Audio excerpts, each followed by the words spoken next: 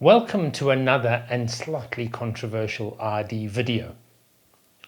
Over the past couple of months, photos have started to emerge that have stirred up, let's just say, a hornet's nest.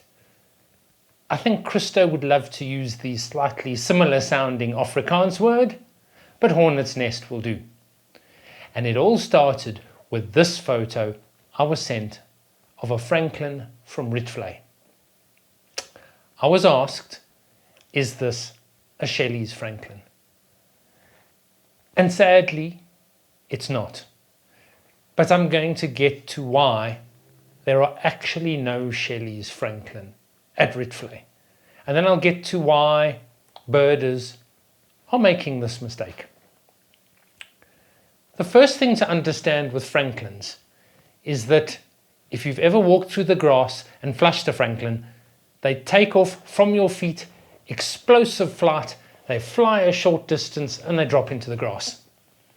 This is because their wings are designed for that very purpose, to take off at the last minute in an explosive rush of wings from the grass and drop a little further away into the grass and then run off for safety. The longest you will have ever seen a Francolin glide or fly is probably a couple of 100 meters.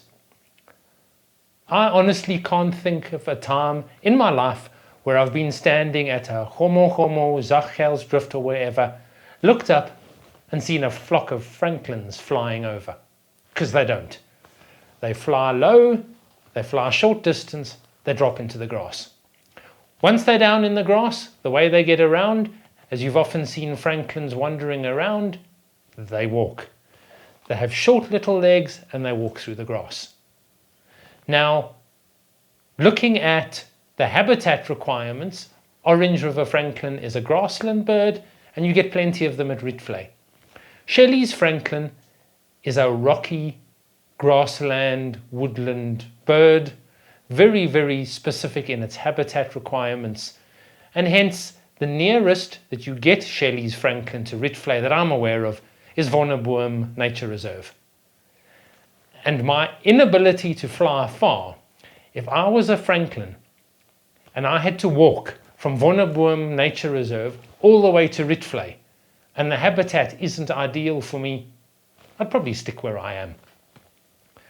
So the question is, how suddenly, out of nowhere, have these stories of Shelley's Francolin at Rietvlei arisen?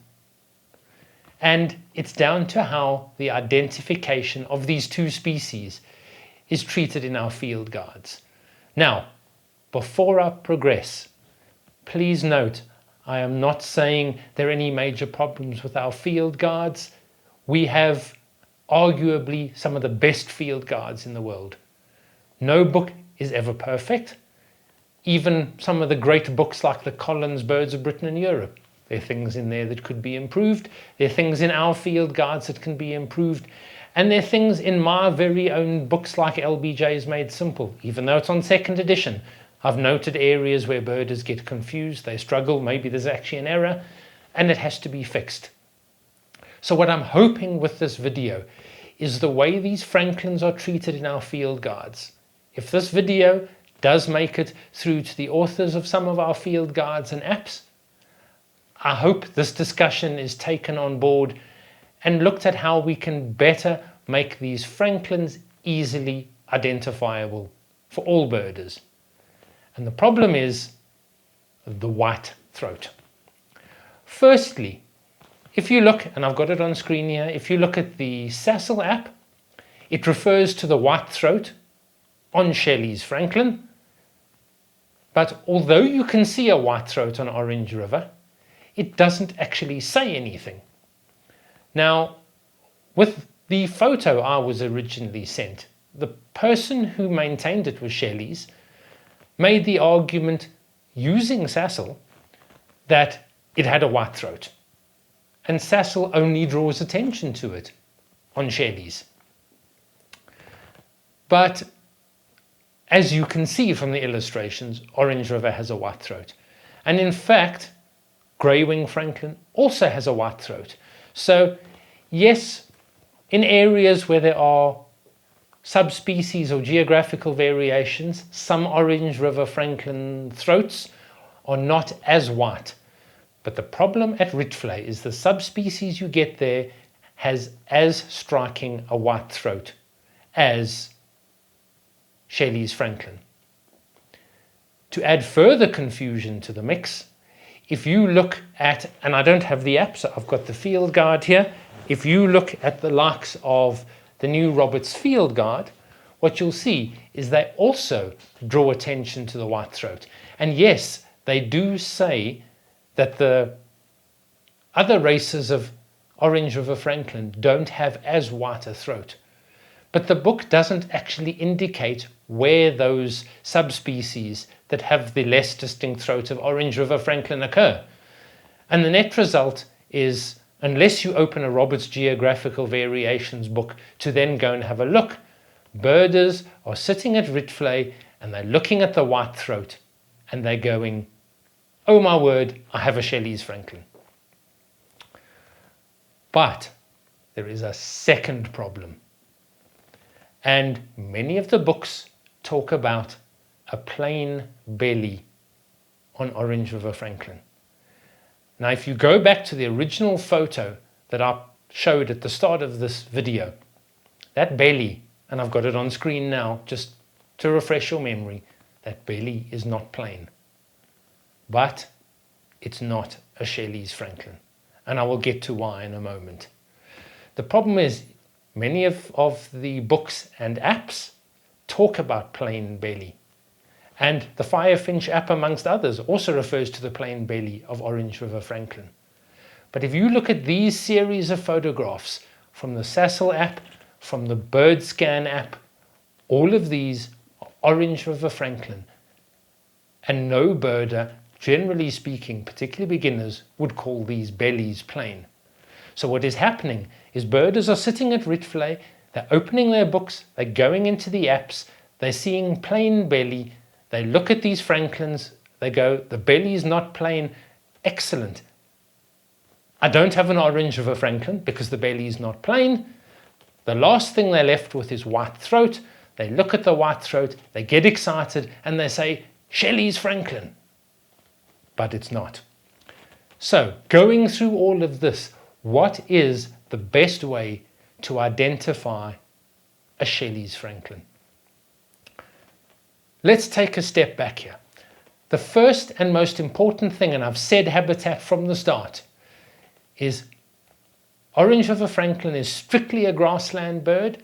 Shelley's Francolin prefers rocky slopes in treed areas with a bit of grass, but they prefer rocky areas. And you will find them in the likes of Rietvlei Nature Reserve on the slopes there. You will find them around Polokwane in some of those rocky areas. And of course the parts of Kruger where you've got rocky, hilly areas with a mixture of trees and grass. So the very first thing before you get excited about a Shelley's Francolin in some arbitrary area is look at the habitat. Because the key thing to note, in my 40 years or more of birding, I cannot recall a vagrant Francolin reported anywhere. Why? Because they don't fly far, they have short legs, they walk around, they do not move, and they do not end up out of range. Almost never. So first look at your habitat. But even if you think you've got a Shelley's Francolin in an odd area, the problem is the guides talk about a black and white belly. And that is very, very helpful. But you go back to the photograph again that I got sent from Rietvlei and the other photos that have been purported to be Shelley's that have turned out not to be. Look at the markings. Yes, the belly looks black and white, but they are streaks.